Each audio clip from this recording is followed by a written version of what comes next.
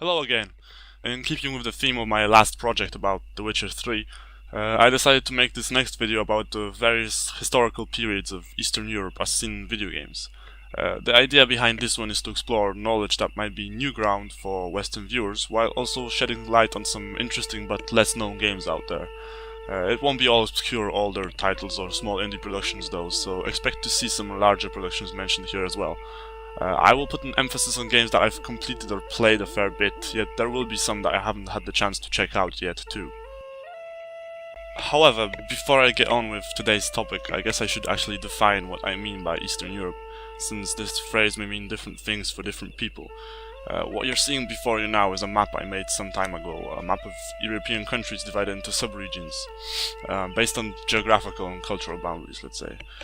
When I say Eastern Europe, I am usually referring to the area shown in red on this map, lands that were the cradle of Balto-Slavic civilizations, and presently make up the territory of Latvia, Lithuania, Poland, Ukraine and Belarus, plus parts of European Russia, of course.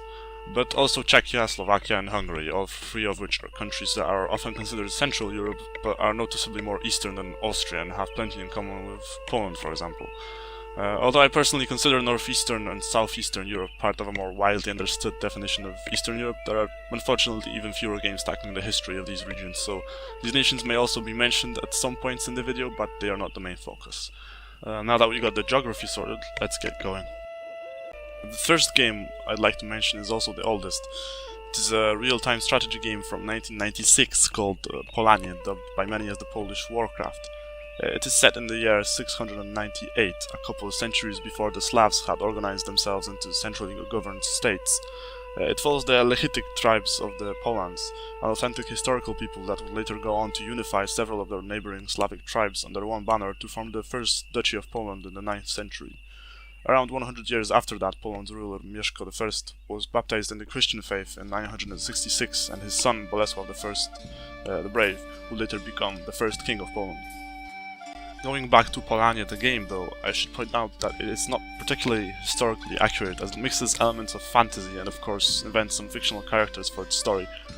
It was a decent strategy game for its time, and a big step forward for the tiny businesses that formed Poland's game development industry in the 90s. Obviously, it is not easy to acquire it nowadays, as Polanie came out on floppy disks back in the day, but if you're interested in checking it out, there is the beta version of an Android remake of the game available for free to download from the Google Play Store. But to be honest, more interesting to me is the 2003 sequel Polanie II, which for some bizarre reason was called and advertised as Night Shift outside of its homeland. It was developed by Reality Pump Studios, the same Kraków-based developer that would later work on the Two Worlds RPG series. Anyway, Polanie II is set in the year 704. It features even more elements of Slavonic mythology than its predecessor, descending deeper into high fantasy. It's a more complex title with multiple single-player campaigns that mix RTS gameplay with role-playing game elements.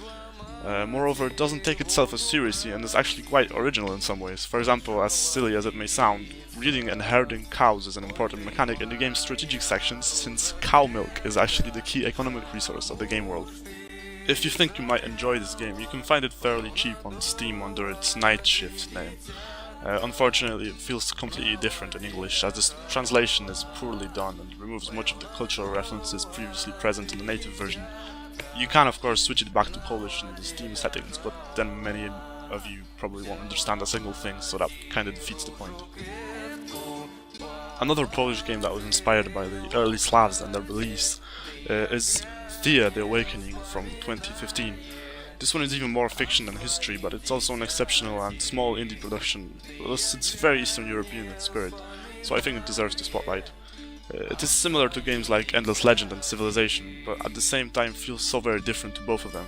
Honestly, it's a medley of mechanics from various genres, and this makes it truly stand out from 4X turn-based strategy games. At times it even feels like a classic tabletop role-playing game, a la Dungeons & Dragons. Thea is set in a fictional world where Slavonic folklore comes to life.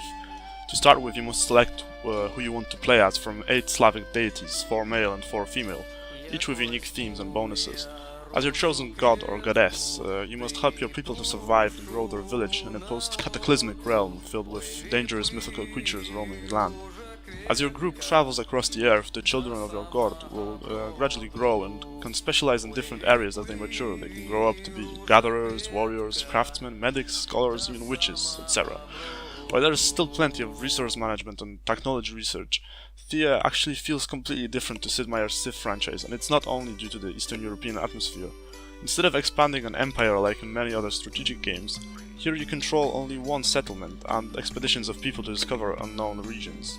There is a much greater focus on exploration rather than militaristic expansion. The story is driven by interesting events your party of adventurers will come across during their journeys, and they may be faced with many unique scenarios where the sword is not always the answer. And combat, again, unlike in most turn-based strategies, is its own card-based minigame.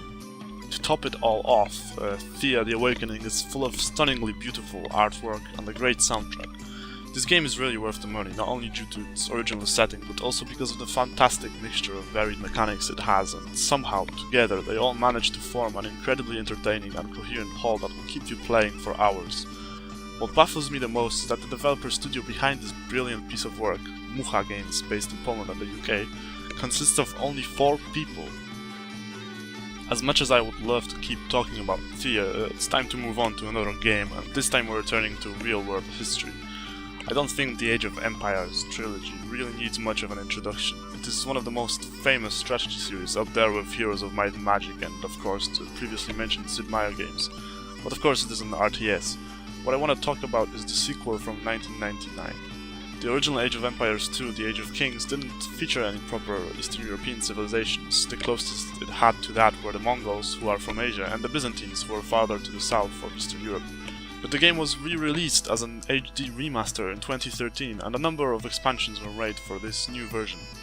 The first of these, called The Forgotten, adds 5 new civilizations to choose from. Among them are the Slavs and the Magyars.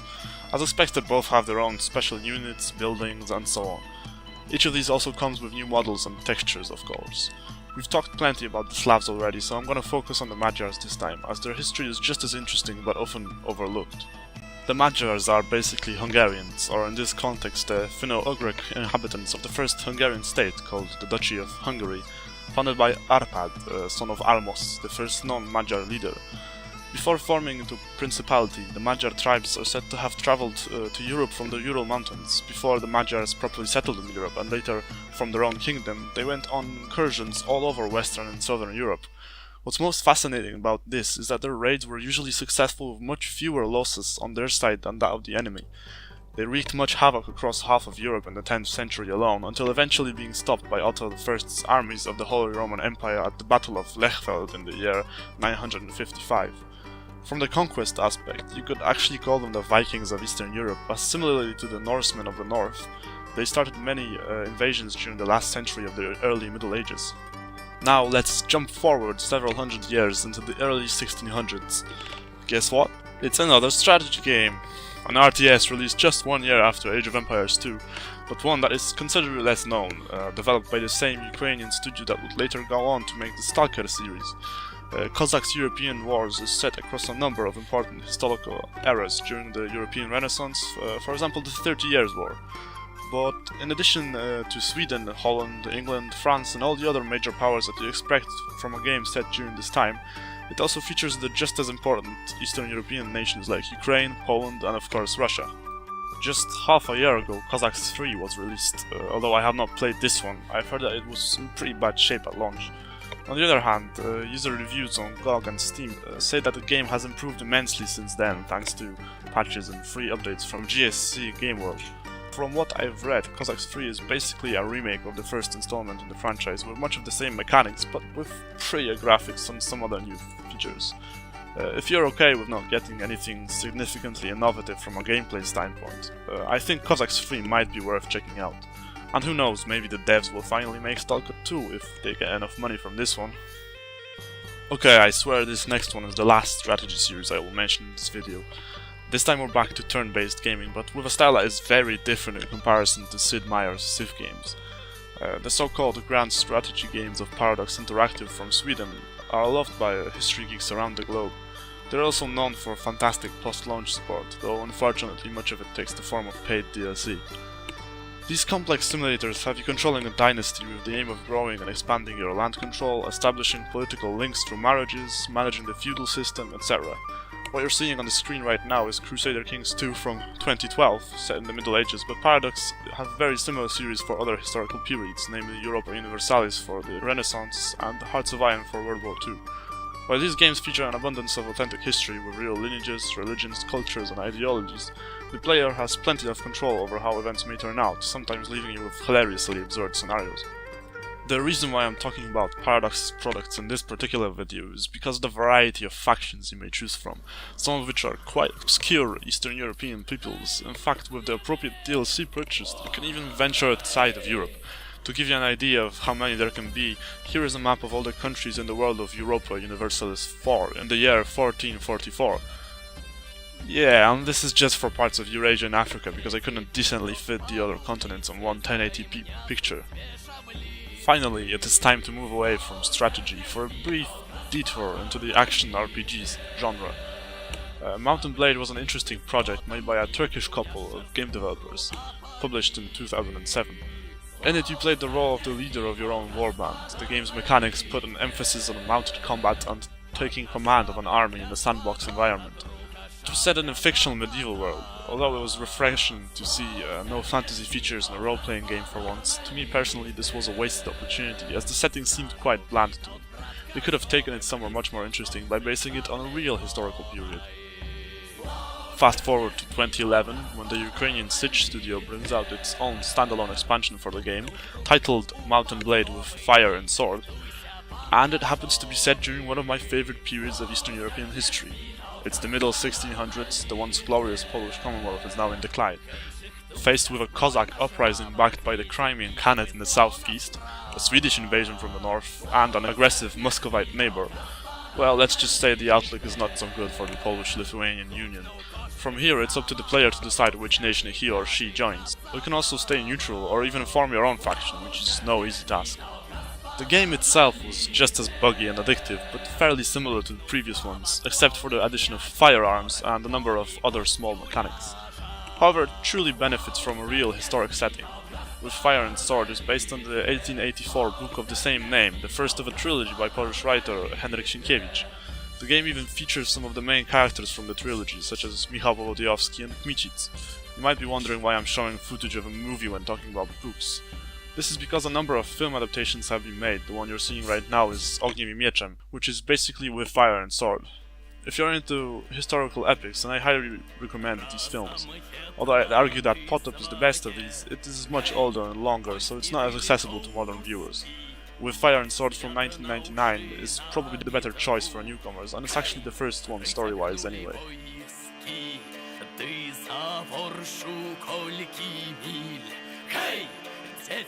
Jumping forward another few hundred years takes us to a very dark period in history, and not just for Eastern Europe, but the world in general.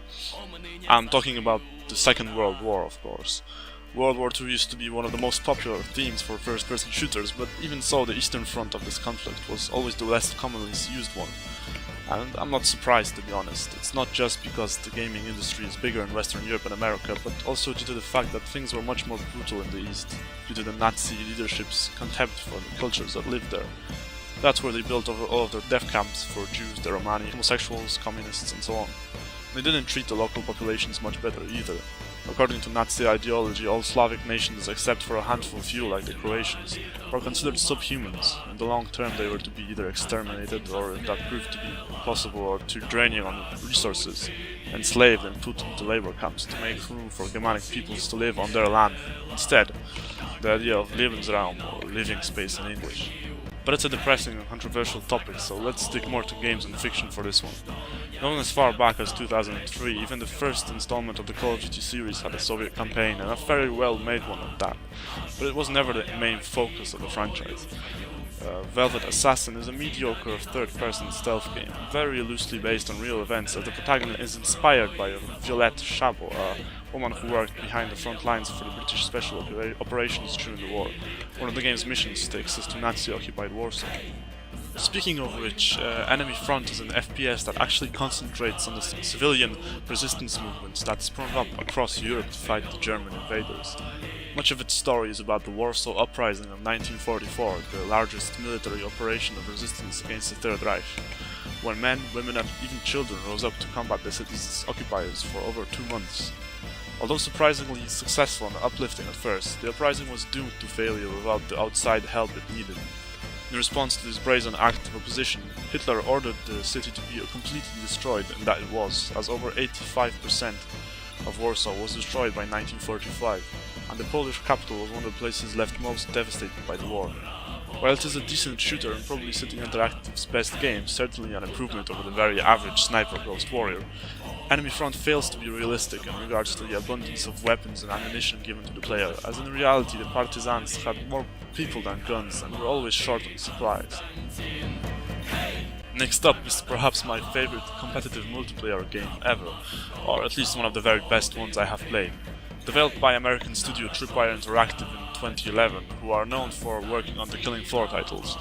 Red Orchestra 2 Heroes of Stalingrad takes place, as its name implies, during the horrific Battle of Stalingrad, but features maps set in Ukraine and Poland as well.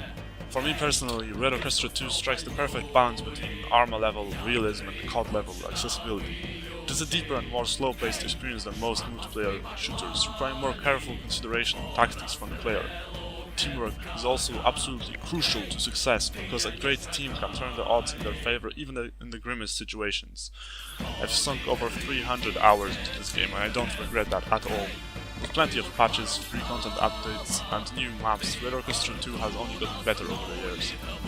In more recent history, the breakup of Yugoslavia resulted in several terrible conflicts in the 1990s. Understandably, due to how recent and sensitive the topic is, a few games have touched upon it. One of these is Sniper Ghost Warrior 2, which is only partially set in Sarajevo, the capital of Bosnia, during the fighting.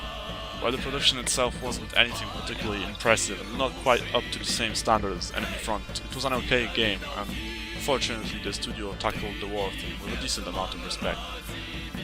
A much more emotional experience is the indie game This War of Mine, where you take control over a group of survivors trying to hold out in a war-torn city. By carefully managing the few resources available to your group and scanning for whatever else can be found, you must try to keep your people safe and reasonably healthy. And while it is not explicitly stated where this story takes place and its message is universal for human conflict all over the world, it's quite obvious that the main inspiration was indeed the breakup of Yugoslavia. Maybe it's not appropriate for this video, as this game does not take place in Europe, nor is it significantly historical, but I chose to include it despite that. What I'm talking about is Grand Theft Auto 4, which obviously needs no introduction. In a way, with this one, Rockstar shows us the grey reality for many Easterners who leave their homelands, going westwards in search of better wages and living conditions, in pursuit of a brighter future for themselves and possibly their offspring too. They leave behind all they've ever known to look for happiness in a foreign land, only to be met with a stark contrast to what they expected. GTA 4 is great in showing that by placing us in the shoes of a Serbian immigrant called Niko, who arrives to join his cousin Roman overseas. There are also other Eastern European themes here, such as Vladivostok FM, a radio station, and the appearance of the Russian mafia. In fact, Hove Beach is practically just like New York City's Brighton Beach, known for its Russian-speaking inhabitants. Due to all of this, GTA 4 will always feel special to me, and it's easier for me to relate to its protagonist than the main characters of other parts of the franchise. Except for his war criminal past, I mean. So, what does the future hold for this turbulent region? Well, if Russian science fiction and Ukrainian game development are anything to go by, then I think we should fear the future.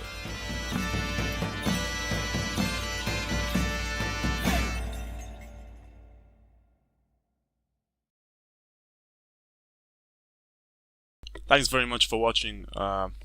Please let me know in the comments if I've missed any game you wanted to see on this list. I haven't obviously played all the games that have been released, and maybe I missed some, so yeah, it'll be interesting to see any of those. As always, leave a like and all that shit if you liked the video, and let me know how I can improve my my content for future videos. I also want to say that the music I used for this video is all from S.T.A.L.K.E.R, which is a Belarusian Litvin folk band. The thing is, with Litvin, I mean, that's the Slavic word, the word for in many Slavic languages, or if not all, for Lithuanian. But the thing is that here they're referring to the Grand Duchy of Lithuania, which was actually mostly Belarusian by then. I mean, and whenever someone was called a Lithuanian, it was usually just a geographical reference to as to where they came from.